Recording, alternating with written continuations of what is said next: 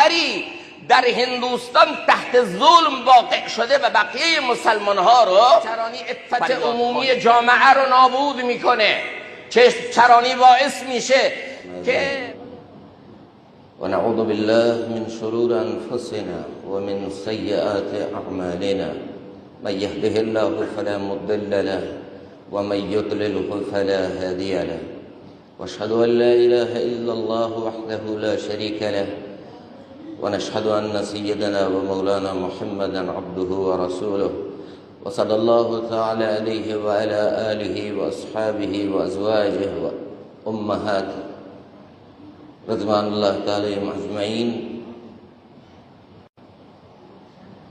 أما بعد فأعوذ بالله من الشيطان الرجيم.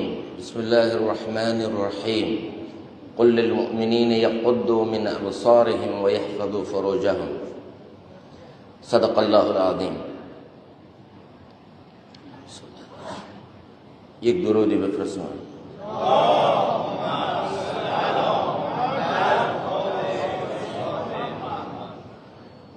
عزیزان، زندگی دنیا به عنوان یک نعمت، این حیات و زندگی به عنوان یک نعمت به همه من و شما داده شده و در همین زندگی گذرا هر کس برای خودش یک سرنوشتی رو رقم میزنه. هر کس با اون همتی که داره، هر کس با اون خود کنترلی و تقوایی که داره میتونه برای خودش یک جایگاهی رو و یک مقامی رو چه در دنیا و چه در آخرت برای خودش بسازه. انسانها رو با همتهای اونها میشه روی اونها قیمت گذاشت. هر که همت عالیتری داره و هر کسی اهداف و آرمانهای بزرگتری داره، به همون نسبت مقام و مرتبه او بلندتره. و هر انسانی که به چیزهای دون و چیزهای خیلی حقیر دل داده و برای اونها داره زندگی میکنه، قیمت او برابر همون هاست. چون در طلب لقمه نانی، مولانا میگه اگر همه زندگی تو در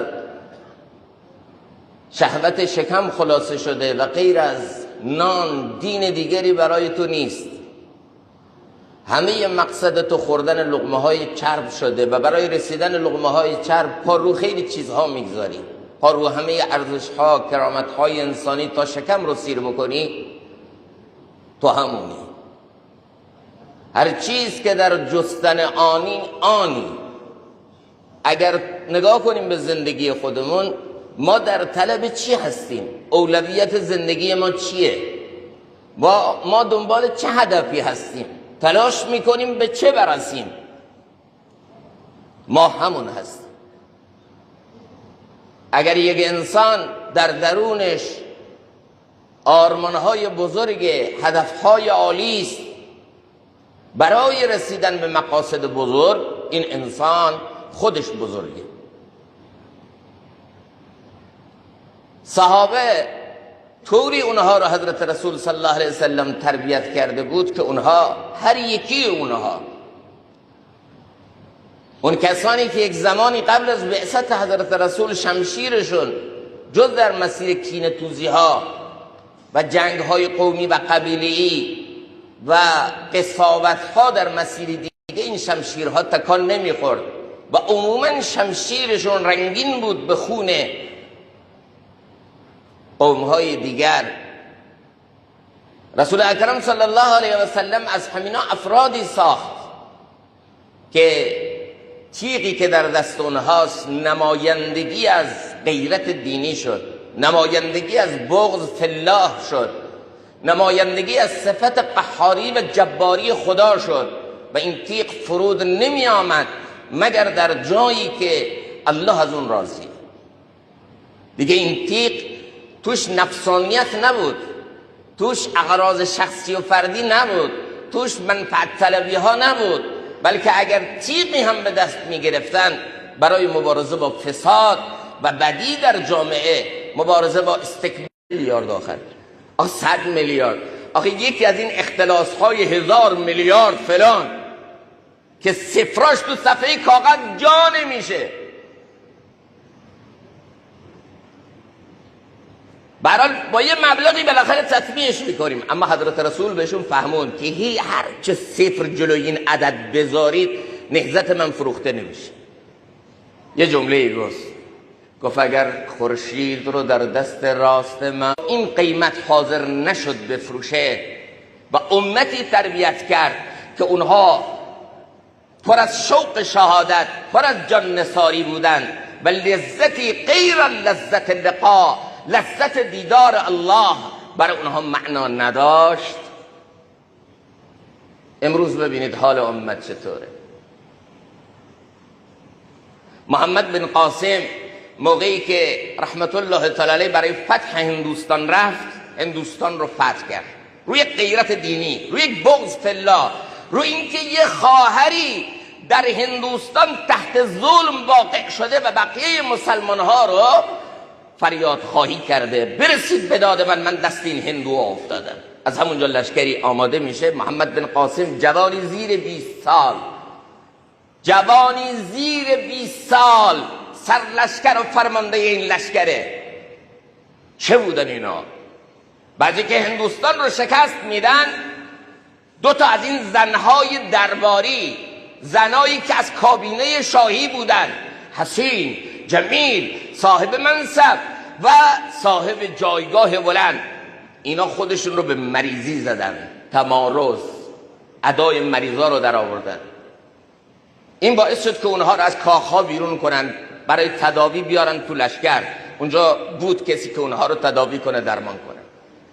اونا به محضی که از اون کاخ آمده، از اون قصر آمدن بیرون، گفتن ما رو به خیمگاه محمد بن قاسم ببرید، ما رو ببرید تو لشکر، ما یه حرفی با او داریم. این مشکل ما اول باید با او مطرح بشه، بیماری ما اول باید با او گفته بشه، ما نمیتونیم به شما اعتماد کنیم. بالاخره خیلی اصرار اینا رو بردن پیش محمد بن قاسم. 2 تا دختر حسین و زیبارو و زنانی که از یک خانواده شاهی هستند، لباسهای فاخرانه به تن دارند، تو خیمگاه با محمد بن قاسم تنها شدن. محمد بن قاسم گفت چرا اینقدر اصرار، چرا اینقدر دنبال این بودید که منو ببینید؟ چی بوده؟ برنامه‌تون چیه؟ شنیدم مریض بودید، شما باید الان درمانگاهی می بودید یا همون خیمه‌ای که برای بعد حرفای عاشقانه شروع کردن و بعد گفتن ما فقط یک چیز میخوایم، تو این خیمه تو ما خادم خصوصی رو میدزده و از بین میبره، گناهیه به نام چشم چرانی. چشم چرانی عفت عمومی جامعه رو نابود میکنه. چشم چرانی باعث میشه که بنیاد خانواده متلاشی بشه. چشم چرانی باعث میشه که زن و مرد نسبت به همدیگر تعهد اخلاقی تو زندگی زناشویی نداشته باشن. مرد به زن خیانت میکنه و زنم با اون فکر محدود خودش میگه چون ای به من خیانت کرده، منم به این خیانت میکنم. خائن با خائنه داره زندگی میکنه. الخبیثات للخبیثین، بد با بد، خبیث با خبیث. اینا چیه؟ چرا بنیاد خانواده ها سست شده؟ چرا آمار طلاق داره قوقا میکنه؟ حالا یه بخشش اقتصادی است، اما یه بخش عمده دیگرش همینه که الله تعالی اینا رو زیر و زبر کرد، چون اینها مسیر نیازهای جنسی رو برعکس کرده. اون مسیری که الله تعالی برای ارضاء نیازهای جنسی گذاشته، اون مسیر رو که مسیر حرسه به مسیر فرس رسوندن. نساؤکم حرث لکم. این باعث شد که اونها رو الله، چون رفتارشون برعکس بود، فطرتشون واژگونه بود، الله اینا رو بکنی. این بسیار خطرناکه. میگه اگر میخوای کسی دنبال ناموس تو نیفته، چشمتو بر نوامیس دیگران ببند.